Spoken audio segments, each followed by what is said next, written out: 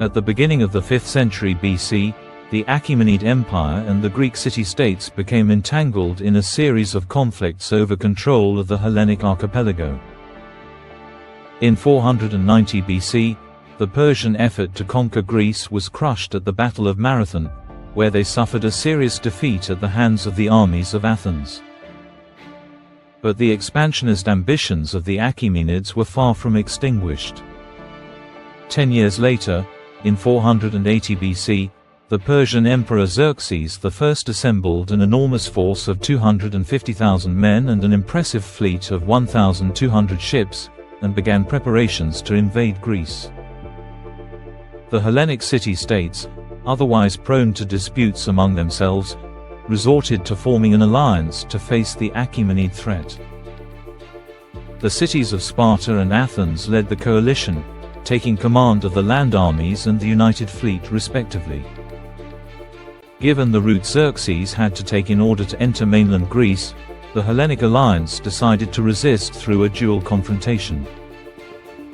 A land army under Spartan command was to hold the Persian forces at the pass of Thermopylae, while the combined fleet under Athenian leadership would meet the enemy ships at the Strait of Artemisium. When the time for the campaign came, Sparta was celebrating religious festivals and the Olympic Games, both of which forbade warfare. However, the seriousness of the situation allowed the Lacedaemonians to make an exception. King Leonidas of Sparta gathered an elite detachment of 300 Hippes, the royal guard, and departed the city. Although the 300 Spartan warriors are the most famous Greeks who fought at the pass of Thermopylae, King Leonidas gathered thousands of warriors from many other city-states along the way.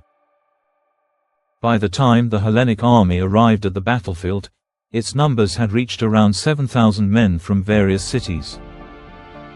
Joining the Spartans were Thespians, Thebans, Corinthians, Arcadians, and fighters from many other parts of Hellas. The Greek army was composed primarily of hoplites, heavily armed infantrymen carrying round shields, sturdy breastplates, and intimidating helmets crowned with crests and other ornaments. On the other side of the pass stood the colossal Persian force. Modern estimates place its size at around 200,000 men. The very presence of this army, stretched along the Greek coastline, was enough to inspire fear. Although Achaemenid warriors were generally more lightly armored, the difference in numbers was enormous. King Leonidas remained unwavering and stoically ordered his men to take their positions. After seeing the immense mass of enemy forces, Leonidas ordered numerous fires to be lit in the surrounding area in order to create smoke and conceal the smaller number of Greeks. Meanwhile, King Xerxes sent scouts and envoys to attempt negotiations with the Greeks, but Leonidas had no intention of reaching an agreement and deliberately delayed the inevitable clash to give his men time to prepare. The first Achaemenid wave consisted of 10,000 soldiers, most of them lightly armored infantry. Although there was no shortage of archers, the Greeks awaited them in phalanx formation. Their shields locked together, forming an impenetrable wall of bronze and flesh. Achaemenid archers fired volley after volley of arrows, showering the Hellenic line with deadly projectiles. Despite the relentless pressure, the Greeks held their position. The narrow pass neutralized the attackers' numerical advantage.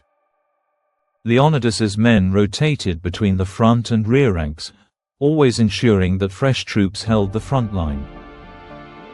The Persian infantry was isolated, and in frontal combat, the lightly armed soldiers could not stand against the heavily armored Spartans.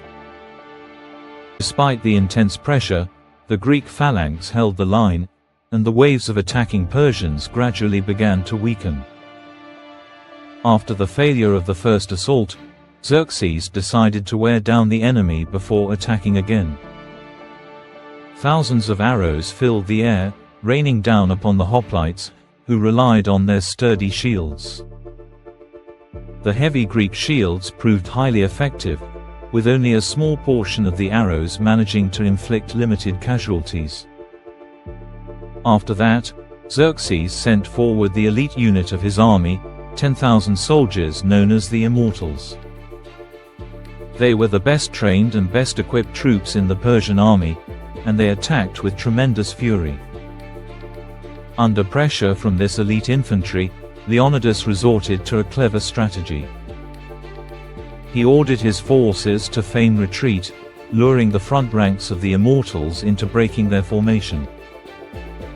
The Greek hoplites then quickly regrouped and restored their line, meeting the scattered Persians in a dense and organized formation.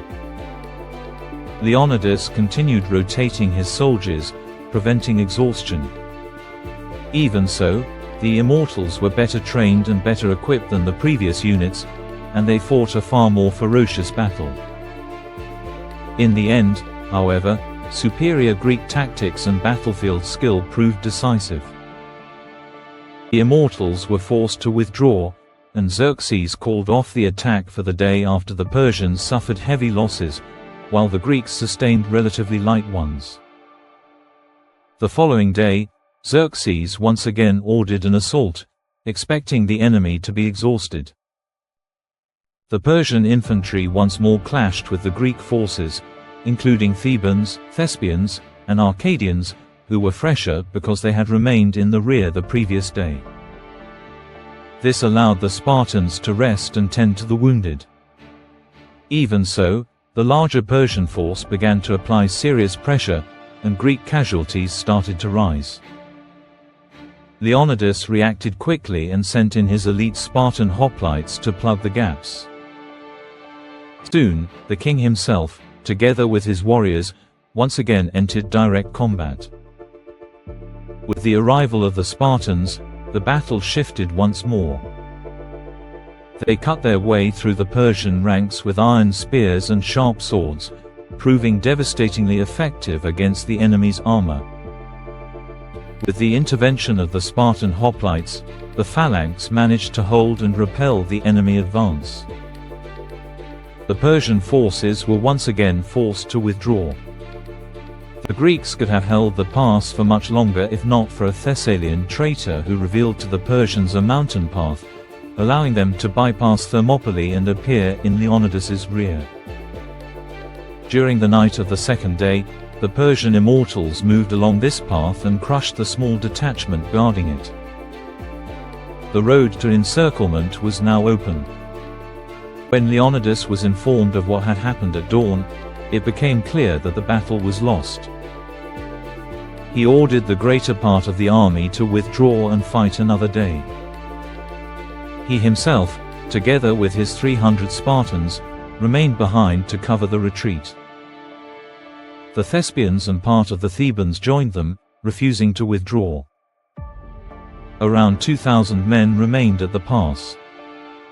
On the third day, the Persian army attacked from all sides. The Spartans, Thespians, and Thebans fought to their final breath. When their spears broke, they drew their swords and continued fighting. They managed to repel several waves of Persian infantry, but the enemy's numerical superiority was simply too great. The Greeks fought to the last man, and King Leonidas fell in battle. The final survivors withdrew to a small hill, where they prepared for one last stand. But the Persians decided to end the battle without losing more men. They unleashed a continuous rain of arrows upon the last defenders, killing every one of them. The Battle of Thermopylae was over. Xerxes had won, but at an enormous cost. The Persians lost tens of thousands of soldiers. Around 2,000 Greek hoplites who had remained to hold the pass were annihilated. The road to mainland Greece was now open. The Greek fleet at Artemisium withdrew, and Xerxes advanced into Hellas. Even so, the Persian forces later suffered devastating defeats at Salamis and Plataea, which brought an end to their ambitions of conquest. The stoic last stand of King Leonidas and his 300 Spartans remained in history as a symbol of sacrifice and courage. A story that continues to be told to this day.